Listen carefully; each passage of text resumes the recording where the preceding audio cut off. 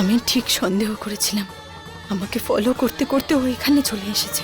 রূপা, তুমি আমাকে ফলো করছো? না ওই না আসলে আর আমি কত সন্দেহ করবে আমাকে? এটাই দেখতে এসছো যে আমি এখানে কোনো ছেলের সাথে দেখা করতে এসেছি কিনা?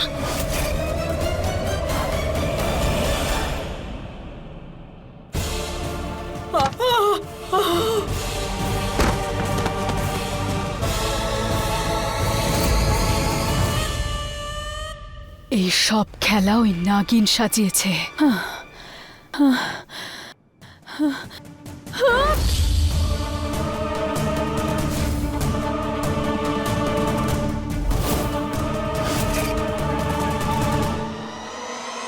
দাঁড়িয়ে আছো কেন? খোঁজো ওকে, যদি পারোর কাছে পৌঁছাতে চাও তাহলে। না রূপা, সেরকম ব্যাপার না, তুমি ভুল বুঝছো। আমি তোমায় কিছু বলতে এসেছিলাম। বলতে এসেছিলে? আজ আজ তোমার আর আমাকে কিছু বলার আছে দেব? তুমি তো শুধু আমার কাছে কৈফিয়ত চাইছিলে, আমার থেকে জানতে চাইছিলে।